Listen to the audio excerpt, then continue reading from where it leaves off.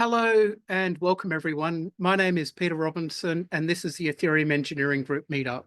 So today, Serge and I are going to chat about Rust and Solidity. And so I don't know, a bit of background on myself, worked at Immutable, head of blockchain research for about almost 2 years. Before that, consulted at Uniswap. Before that, worked at Consensus, helping to get the protocol engineering group happening. So that's me. Serge, can you introduce yourself, please? Yeah, definitely. Serge Radinovich, staff software engineer at Immutable. I work closely with Peter. Um, yeah, been at Immutable for just over 3 years. Most of the work we do is in Golang, but Rust is picking up a lot. And over the past year, I've been spending more and more time with Rust. So quite keen to share some of this stuff and get some conversations going around these capabilities. Cool. Well, can you share the slides, Serge, and let's take off. Sounds good. How does that Yeah, look? that looks brilliant. And the first slide says it all. We're now up to 7 years of the meetup talks. We've had 179 talks.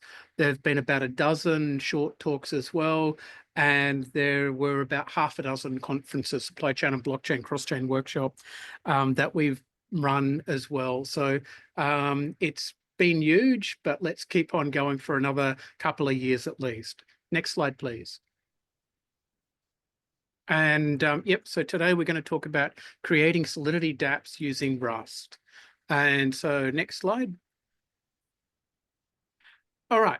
So, we're going to talk about how Rust and Solidity work together, and we're going to dive into the code because we figured that that's the way to do it.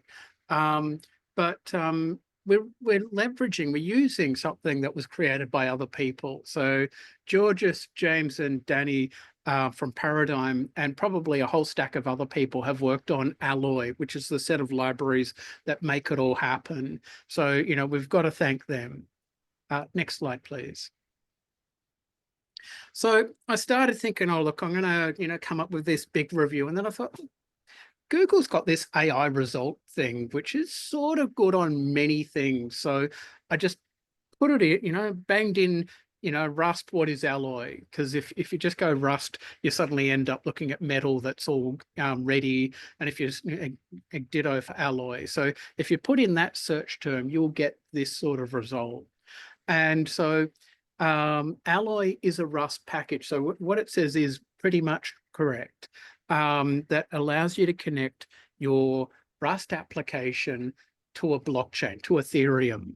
And so it's based on EtherRS. So EtherRS was something that the guys at Paradigm were developing. And then they said, we've got a whole lot of cruft from this early development that we're really not happy with. And so they did a bit of a rewrite, rework, and released it as Alloy. So there's, like a whole lot of new documentation and a few new features as well.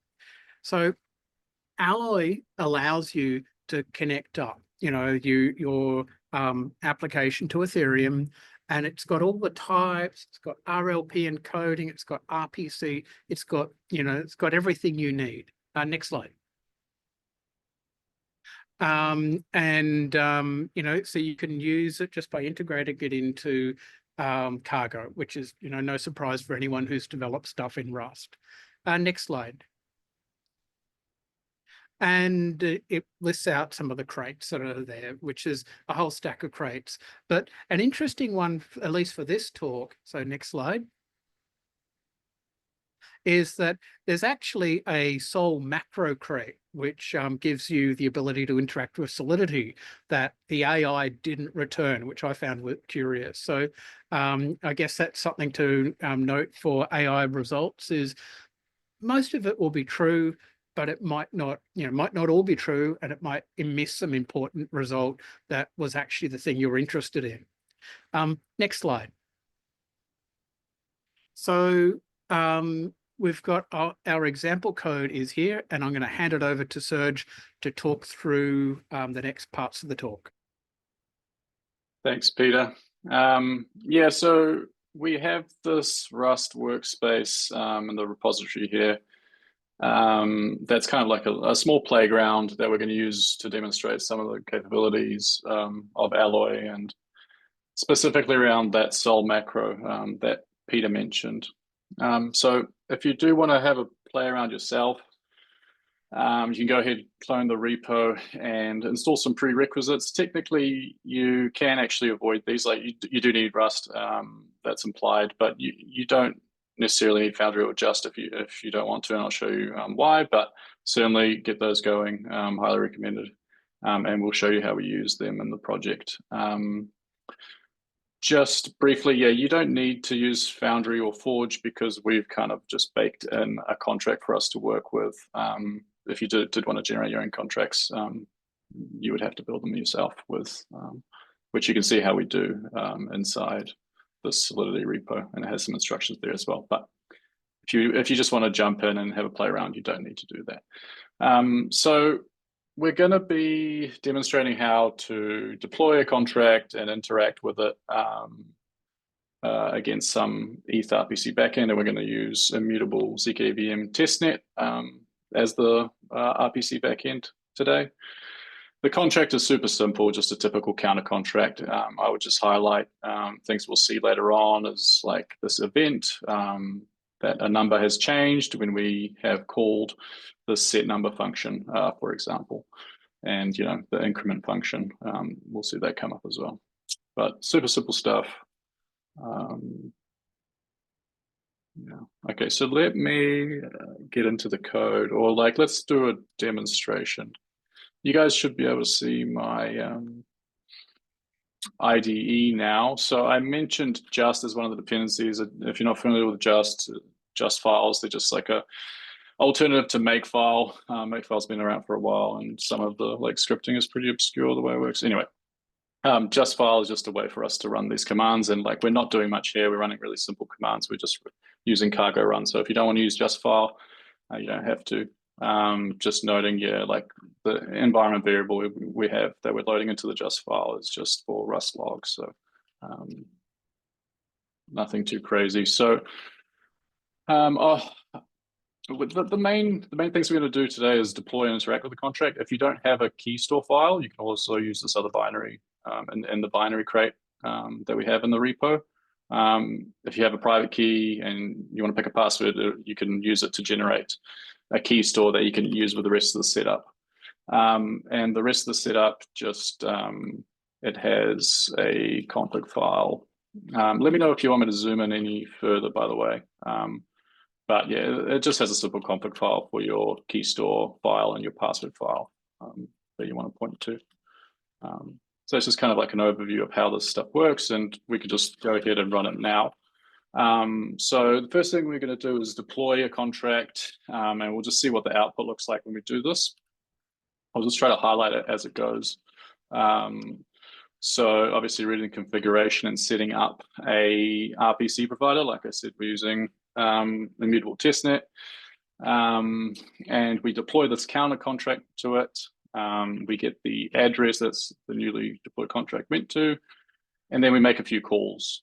So number to get the number, and increment. I kind of talked about those previously in the Solidity code. So yeah, so now that we have the contract code, I'll just steal that, and the other kind of binary that we have will take that address, and instead of deploying it, it'll just hook into an existing contract, and it'll do more or less the same stuff. Again, I'll try to highlight some of this. It'll connect to the contract, and then what it's doing differently here, just for the sake of demonstration, is also listening for that event that we looked at, and making a few other contract calls. So the reason we have these two separate binaries is just to show you the two main and two different ways you can use the Sol macro to achieve all this. So we can start looking at the code. If you're not familiar with Rust, this kind of thing can be super overwhelming. So look, I'd say let's just focus on the Alloy specific stuff. There's a lot going on here around like the TOML parsing and like async and Tokyo. We can try to ignore all of that and just hone in on, what we're doing with Alloy. And, the first thing we are doing is constructing a wallet that contains our key store, or that is created out of our key store. And we're feeding that into, sorry, just jumped a bit too far, feeding that into this provider that's talking to the RPC backend. And so here, like I said, just we're talking to Mutable Testnet. Yeah, and feeding in the wallet. We're using recommended billers. That's kind of like this provider builder provides default ways of constructing the provider. And if you wanted to do like custom nonce management, or you wanted to manage the priority for yourself, then you would either use some different specific billers, or just do it more manually. But for our purposes, we get away just fine doing it this way. For example, for like the tip cap, this client will use the ETH fee history endpoint to figure out an appropriate priority fee, and that should work pretty fine for most use cases. So now we have this provider. Okay. Again, Rust can be pretty unforgiving with the amount of generics and the types involved. So I'll try to avoid as much complexity as possible. But the rest of this file specifically, so this is the file that we use to deploy the contract in the first place. The rest of it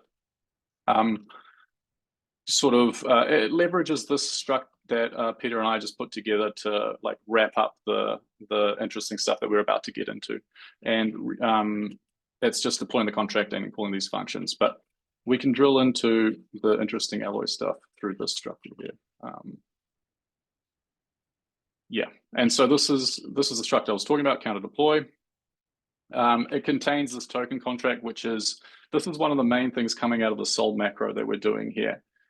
So I mentioned we're going to show you two different ways of using the sol macro. The first one we're doing here is that we're feeding in actually, I'll take a step back and talk about macros more generally. But just to finish this thought, we're feeding in a JSON ABI, right? So we've built this ABI out of the Solidity source code using Forge, and now we're feeding in the file to this macro. So Rust macros. Rust macros are a really powerful feature of Rust, and a really complex one. They are about code generation, meta programming, in the sense that it's code that creates more code. And the macros are going to be basically expanding some code into another set of code that the compiler is going to use. So these macros, they're essentially functions that expand code, but the difference between them and typical functions is that they run at compile time. So they are really powerful, but you probably have a love-hate relationship. There's like some definite cons about them in terms of our usability and debugging and trying to understand them. But they give you a lot for free. And one of the main things that they give you is avoiding having to write boilerplate. And we're going to see the amount of boilerplate that this macro generates for us in this case. And the other aspect to macros that is kind of really powerful for us in the context of this also, and we'll see this in the other file, bit of a spoiler, is that we can supply macros with like just domain-specific languages to generate Rust code from. And in this situation, it's going to be Solidity. So in the other file where we interact with the contract, where we don't deploy it, we'll see how that works. So in this macro, we're specifying a module that's going to contain all the generated types. And the main type that's coming out of it for us to like interact through is this counter instance.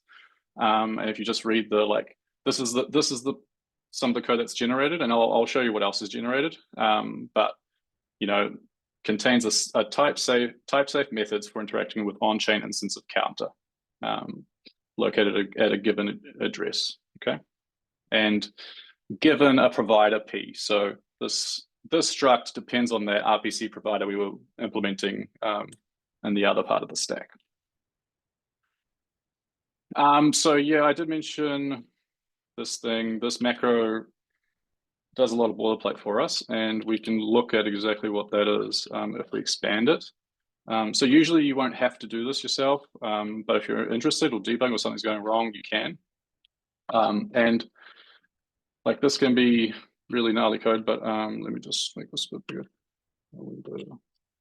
So like this is straight away, we can see it's made, 1,200 lines of code for us. So that's the kind of boilerplate I'm talking about that it's going to build for you. And the sol macro, if you look at the alloy crate docs on crates.io, the main thing it does is it generates types, Rust types, that you can use with alloy capabilities. These Rust types implement traits that the alloy crates rely on to, for example, encode and decode types that the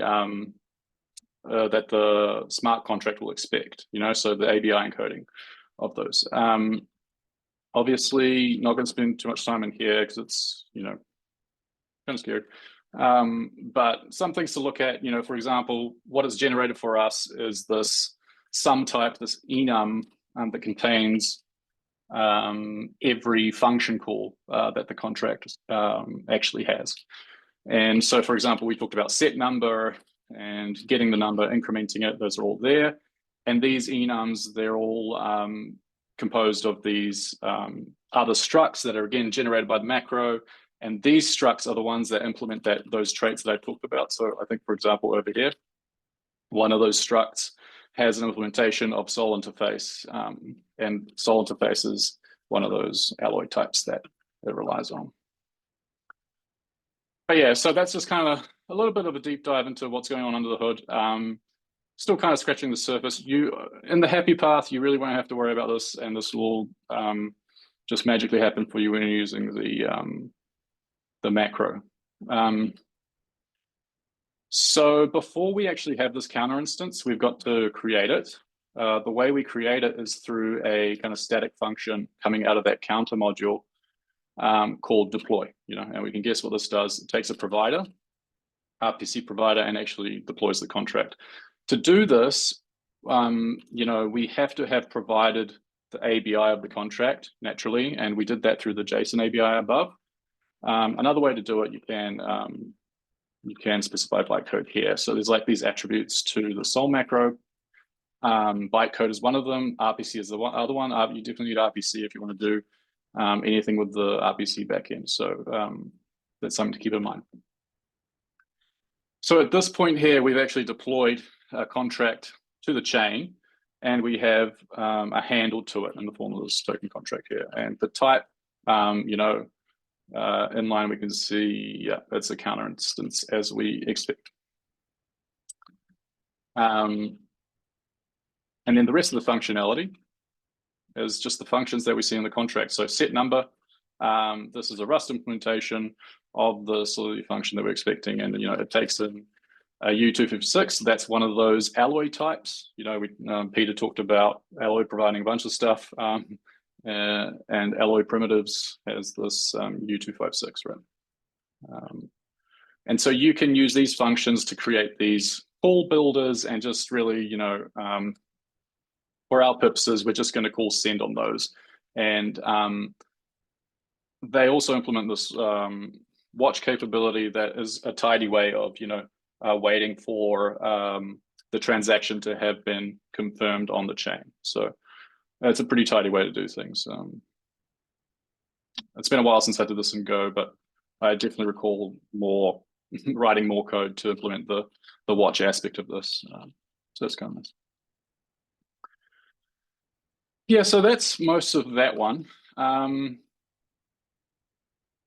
The deployment, so that's deploying the contract. The binary that interacts with the existing contract is pretty similar.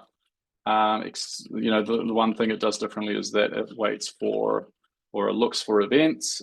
So yeah, without getting into async Rust, we've got a task here an asynchronous task that basically watches for events coming out of the contract while we're also interacting with the contract. And we do that through this function, another helper function that we've created over here. And again, this is all alloy types that it generates. The sol macro generates for us. So number changed, that's our event, and then this function is generated for us in the token contract type. And okay, yeah, forgive me, that gets pretty busy pretty quick. But you can turn that event filter into a stream. A stream is just like an asynchronous iterator. So what we do with that stream is, in this function, we're just waiting for the next one because we know, like, this is a simple implementation. We know there's going to be one coming up and we await it.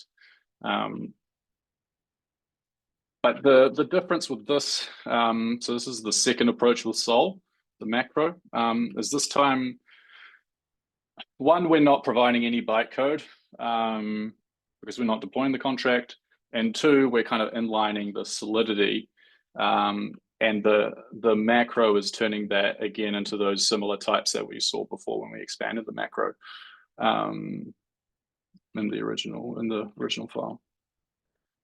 So the thing that comes out of this is very similar, but this module, it won't have the deploy function. You can't deploy this thing. So when you go to construct your instance this time, it's got a constructor called, typical new, and it takes in an address. And that's how we get our handle to the contract this time. And the rest of the stuff is really the same, apart from, we added that event watching loop. So that's like more or less everything we did here. The Alloy GitHub repo, what is it? Examples. It's called examples. It's like Alloy RS on GitHub, and they have this repo with really exhaustive examples of how to use Alloy. So if you do go to start doing this stuff, definitely work from the happy path provided from these, especially when you're dealing with macros, is the advice I'd give. And in here you'll see them using the sol macro, and I think it's more or less the same as we've shown already. So there's an example of that bytecode attribute done alongside the inline Solidity,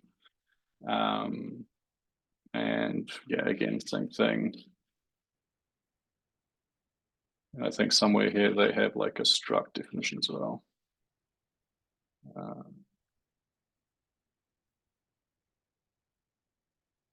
Function.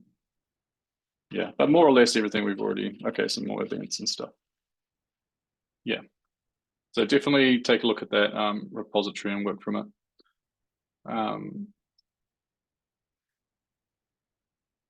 Yeah, so kind of wrapping up. To summarize, we've shown you the two ways you can use the sol macro, one being the JSON ABI and the other one being the inline Solidity. And in the examples repo, you could kind of see them being used in tandem, especially if you want named variables in your Rust types. That's something I didn't really show, but if you do want named variables in your Rust types, you'll kind of have to provide the inline Solidity. Otherwise, you'll be referencing variables by like index. Anyway, something you can see in the code. Yeah, talked about the bytecode. Definitely don't forget the RPC attribute in your sol macro. And yeah, just generally, use the right tool for the job. Rust, I love Rust for anything that's gonna, any system that's gonna wake me up at night if it goes wrong in production. You know what I mean? But it is a complex language. It's very strict, in a good way if it's the right use case, right? But yeah, you can see, like, you can compare this to other languages, and even like Go with Go generate, and decide what you like, really. Yeah, so just a list of links here. Definitely would recommend starting from the examples repo. Just clone it down, get it compiled, run some of it. You can run any of it really, really quickly. the way it like leverages Anvil, like your local chain setup, is really hands-free, easy to use. So you can get started really quickly experimenting with the stuff with that repo. I highly recommend it. Yeah, and that's all from me. Now I just need to go off mute. Yeah, thank you very much, Serge. All right, why don't we do this part and then we'll answer the questions that are in chat, because this will answer one of the questions in chat. And it's not about the merch though please, if you want a t-shirt, good location. All right, next slide. One before this one. Oh, sorry. Yep. All right, so next fortnight, we've got Zhen Yang presenting on his Ethereum client that he's created. Then we've got Hermias telling us all about data availability. And then we've got Oranjana, who's talking about her methodology for analyzing and visualizing blockchain transaction anomalies and essentially doing anomaly detection. Next slide. So if you're watching today, this is on going to be on YouTube. And if you're watching this on YouTube, you can join and then ask the tricky questions live. So if you want to contact people, so there was someone in chat who is doing some research into cross-metaverse avatars and wants to chat to people about their thoughts on that. I'd say the best idea is join the Slack workspace and then put in the general thread, in the general channel, hey, I'm doing this research. Is anyone interested? And there are a whole stack of people who have been involved in the blockchain space for years there. And so you might be able to tap into some of them. The example code that Serge has gone through is in that repo down the bottom /rust. Okay, so that's the end of the slides. So let's quickly scour through the questions again. So we had Cobra talking about the cross-chain avatars, so or cross-domain, cross-system avatars. So I'd say please reach out on the Slack. I think that's probably the best way to engage with this group. So Rob, you asked about what is the advantage of doing this. I wasn't quite sure what you were talking about. Yeah, so I was curious, why even we would like to do this, or is there any specific advantage of using Rust or interacting with the EVM chains? Like already, yeah. I understand. All right, I understand what you're saying. So I'm going to give my take, and then I'm sure Serge will probably do a much better take. But if you're developing your application in Golang or in Java, TypeScript or something, you're not going to write your interaction code in Rust. But a good language to write, say, some back-end code would be Rust. And so if you're developing a Rust application and you're thinking, how on earth do we interact with the blockchain? Then this is it. But I don't know, Serge, why would someone use Rust? Yeah, it's almost a question of faith. No, for me, the main thing about Rust is the safety. I do mainly backend stuff, so it tends to be Golang, both in Web3 and kind of like general Web2 distributed systems. But with Golang's a great language, easy to use, but you can get runtime errors that are completely impossible in Rust. So Rust's compiler is very strict. There's like these ownership models for every variable, and the compiler keeps track of that. So you can't have things like dangling pointers or double freeze, that kind of stuff that you might see in like C++, C. I don't know, even Java. It's been a long time I looked at Java. So I don't know how Java pointers behave. But the main thing for me with Rust is the safety. And I mentioned, like, if I have a system critical component that needs to talk to some ETH-RPC, like, I'll sleep better if I know it's implemented in Rust, because I know that these runtime errors are not possible. Yeah, that's the main thing to me. But there's there's a lot that you could debate on that topic. Yeah. Yeah. It's back-end languages is a big one. I mean, I remember someone saying, can't remember who, but they said, look, the good thing about Rust is that if you write your code, and it looks right and it compiles, because getting the code to compile can sometimes be the challenge, but if it compiles, chances are it's going to work and it's going to be pretty bulletproof. So obviously, it's got to do the right functionality, but it's sort of it doesn't have a lot of the issues of other languages. All right, so George had a question and he said, was there a Solidity compiler version in there somewhere, especially when you've got, say, an interface or something and you don't, and don't have everything from the JSON file? So the answer to that is, as I said in chat, is no, there's no Solidity version. And so I think the idea is that they're using a recent version of the compiler, but really all they're doing is they're looking at the Solidity code and creating ABI. They're not actually creating bytecode. And so hence they don't have to worry about the compiler version. They're just trying to use, as long as ABI 2 is supported, they're all good. So that's where that's up to. Yeah, and I think that's the last question in chat. So does anyone have a question that they want to ask live?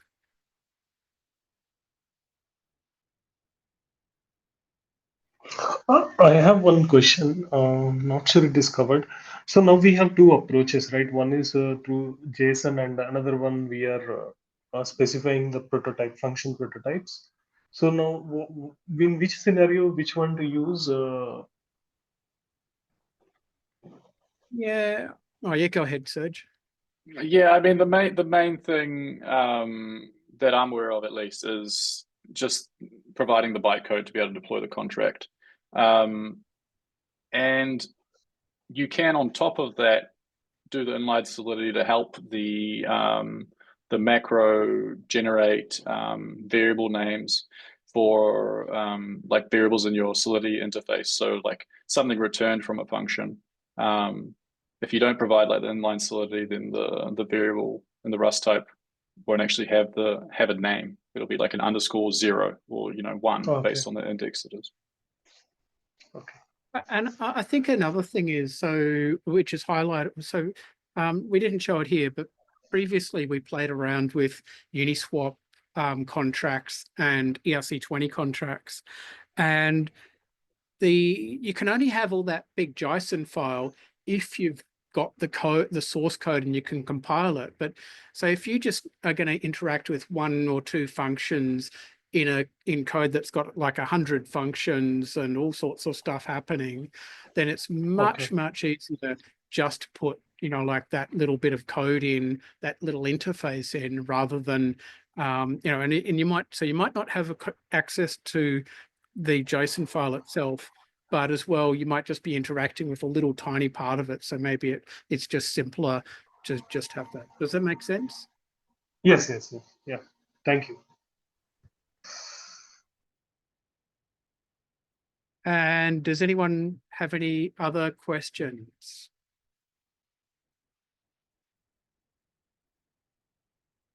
All right. Well, in that case, see you all in 2 weeks' time. And look, thank you, Serge, for partnering with me on this. It's been awesome. And we're going to have to partner on the next talk that we've talked about, but is currently secret. But anyway, coming to you all in about, I don't know, what, 3 months, 6 months' time, do you reckon, Serge?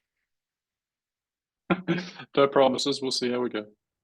See how we go. Yeah, well, there's a lot of, like all good talks, there's a lot of work to be done before we can talk about the great work we've done. All right. Talk to you all later. Bye-bye.